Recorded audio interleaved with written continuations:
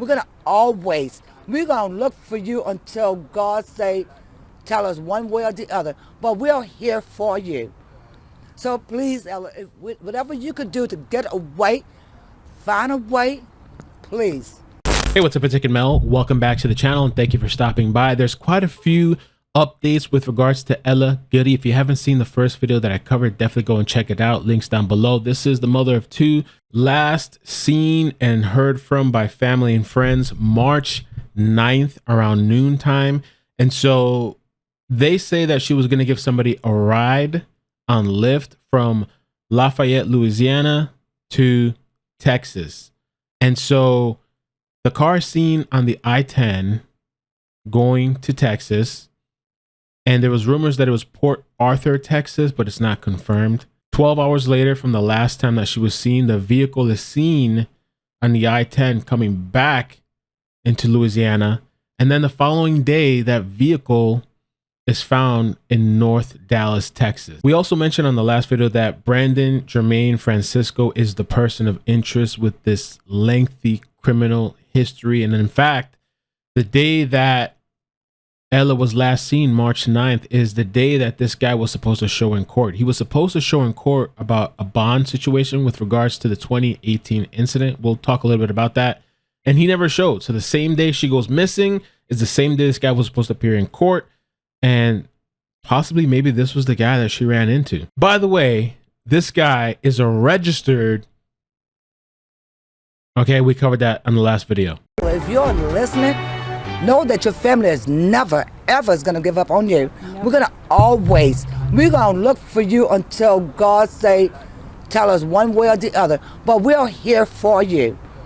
So please, Ella, whatever you could do to get away, find a way, please. Goodie is a mother of two girls, 13 and 14 years old. Her family say she told her daughter she would be back by the end of school last Wednesday after driving someone to Houston. I think she spoke to her daughter on that day, that morning, and said, make sure that she was going to school, go to school, and her mom was going to be back before she get back from school.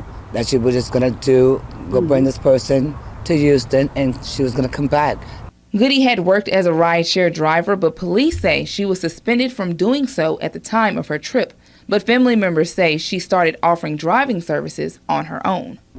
This guy asked her to bring it to Houston. Didn't I say it? From her heart, she said, yeah, man. I said it. Also, I've heard of people sometimes doing Uber or Lyft under the table, meaning like, they get to know you or whatever. They'll offer you to do the ride without using the app. Make a little bit of extra money. Pay me to bring it to Houston, I'm gonna bring it to Houston. Police have identified Brandon Francisco as a person of interest. Family members say he is the person who Goodie gave a ride to Texas. They're not sure if they knew one another. We do show that on the 9th, her vehicle was picked up on I-10 heading towards Texas in the early morning hours. And approximately 12 hours later, he was picked up back in Louisiana, coming back towards Lafayette area. The very next day, after we come back up into Louisiana, her vehicle is tracked in north of Dallas. Family members hoping and praying for the best. Hopefully, no, we're not expecting any type of foul play. All we want is for her to come home safe. And whomever you are, if you're watching this, all we ask is that you turn yourself in and let her go. So I want to take you back a little bit with the person of interest and show you this article, and then I'm going to share with you some new information that somebody sent me on Facebook, which is just more troubling about this guy Francisco. And so there is an active warrant for Francisco's arrest after he failed to appear in Rapides Parish courtroom for the hearing, which concerned his alleged role in a Christmas Eve shooting in 2018. We spoke about that in the previous video, that critically wounded a man in the town of Cheneville. Francisco and another Mansour man, Travel, are accused of shooting the man on the side of US 71 and stealing his vehicle. Francisco faces charges of attempted second-degree murder, conspiracy to commit second-degree murder, obstruction of justice, and unauthorized use of a motor vehicle in connection to the case. According to court records, he pleaded not guilty to all charges. The March 9 hearing was to address Francisco's bond. The arrest warrant was issued in his absence on that date. Orders that Francisco is jailed without bond once located. And if you remember from the last video, and in case you didn't watch it and don't understand, when I say he's a registered, it's a child registered. Okay, what is up with that? Now, the message that I got on Facebook is with another previous incident where this guy stabbed a woman, stabbed by boyfriend. A teenage mother has been left with serious injuries after she was attacked in her apartment in Tunica Drive in Marksville recently.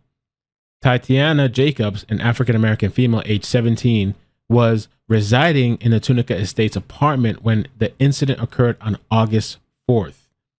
According to Marksville Police Chief Newman Greenhouse, Jacobs' boyfriend, Brandon Francisco, allegedly broke into the home in the early morning hours on Saturday, August 4th, while Jacobs and her 2.5-year-old daughter slept. Francisco entered the bedroom and allegedly began stabbing Jacobs. Just to tell you the mind frame of this psychopath, he's doing this while there's a 2.5-year-old in there.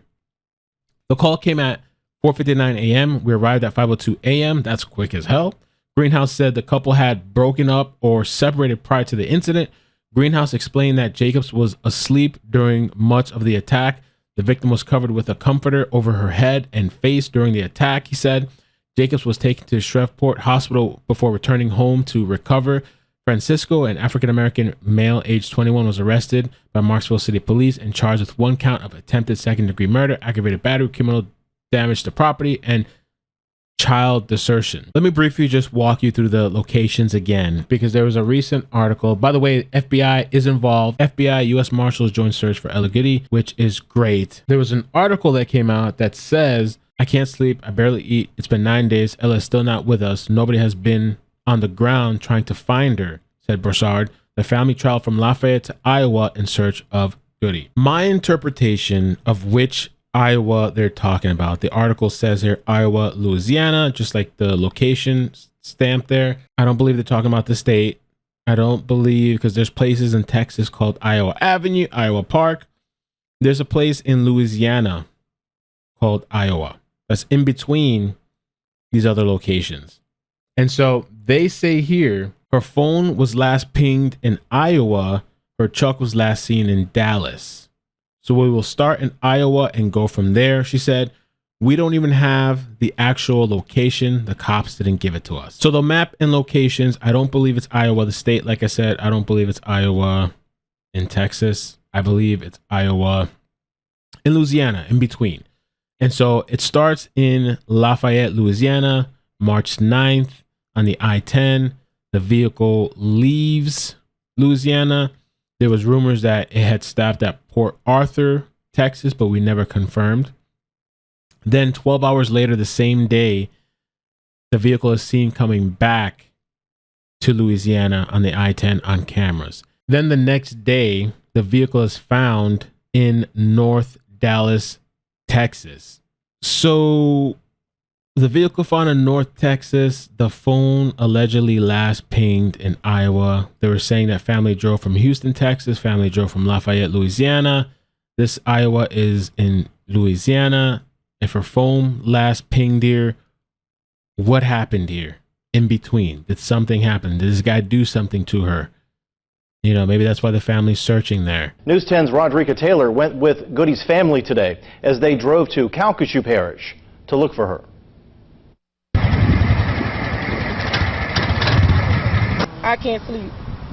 I barely eat. It's been 9 days. Ella's still not with us. Nobody been on the ground trying to find her. Earlier today, family and friends of Ella Goodie meet up with one mission in mind. We trying to find Ella. We're not stopping until we find Ella. I'm not stopping until I find Ella. The family traveled from Lafayette to Iowa in search of Goodie. One was last seen in Iowa. Her truck was last seen in Dallas, so we're just going to start in Iowa and go from there. We don't even have the exact location. The cops didn't give it to us. So we also need that. One person traveled all the way from Houston, Texas to help in the family's search. I woke up all night, but I'm here. The family says they need more help to find Ella. There's a lot of people that went missing in Lafayette, and they had way more help than we getting with Ella. They had airplanes in the sky, dogs on the ground, and they had boats in the water.